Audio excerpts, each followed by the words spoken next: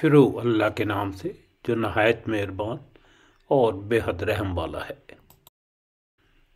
اور جو لوگ ایمان لائے ہیں وہ کہتے ہیں کہ جہاد کے بارے میں کوئی صورت کیوں نہیں نازل ہوئی؟ پر جب ایک محکم صورت نازل کی جاتی ہے اور اس میں قتل و قتال کا ذکر ہوتا ہے تو آپ صلی اللہ علیہ وسلم ان لوگوں کو دیکھے گا کہ جن کے دلوں میں نفاق کی بیماری ہے وہ آپ صلی اللہ علیہ وسلم کی طرف اس طرح دیکھتے ہیں جس طرح وہ شخص دیکھتا ہے جس پر موت کی وحشی طاری ہو۔ ان کے لیے بہتر تو یہ تھا کہ اطاعت کرتے اور اچھی بات کہتے، اور جب جہاد کا قطعی فیصلہ ہو جاتا تو اگر یہ اللہ سے اپنے عہد میں سچے ثابت ہوتے تو ان کے لیے بہتر ہوتا۔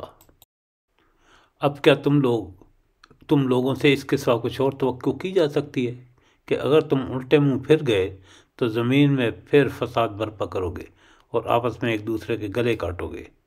یہ لوگ ہیں جن پر اللہ نے لعنت کی اور ان کو اندھا اور بہرا بنا دیا۔ کیا ان لوگوں نے قرآن پر غور نہیں کیا یا ان کے دلوں پر قفل چڑھے ہوئے ہیں؟ حقیقت یہ ہے کہ جو لوگ ہدایت واضح ہو جانے کے بعد اس سے پھر گئے ان کے لیے شیطان نے اس روش کو آسان بنا دیا ہے اور جھوٹی توقعات کا سلسلہ ان کے لیے دراز کر رکھا ہے۔ اس لیے انہوں نے اللہ کے نازل کردہ دین کو ناپسند کرنے والوں سے کہہ دیا کہ بعض معاملات میں ہم تمہاری مانیں گے، اور اللہ ان کی یہ خفیہ باتیں خوب جانتا ہے۔ پھر اس وقت کیا حال ہوگا جب فرشتے ان کی روحیں قبض کریں گے، ان کے منہ اور پیٹھوں پر مارتے ہوئے انہیں لے جائیں گے۔ یہ اس لیے ہوگا کہ انہوں نے اس طریقے کی پیروی کی جو اللہ کو ناراض کرنے والا ہے اور اس کی رضا کا راستہ اختیار کرنا پسند نہ کیا، اسی بنا پر اس نے ان کے سب اعمال ضائع کر دیے۔ کیا وہ لوگ جن کے دلوں میں بیماری ہے یہ سمجھے بیٹھے ہیں کہ اللہ ان کے دلوں کے کھوٹ ظاہر نہیں کرے گا؟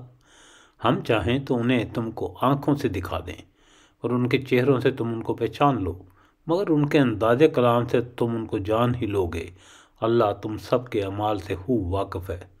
ہم ضرور تم لوگوں کو آزمائش میں ڈالیں گے تاکہ تمہارے حالات کی جانچ کریں اور دیکھ لیں کہ تم میں مجاہد اور ثابت قدم کون ہے۔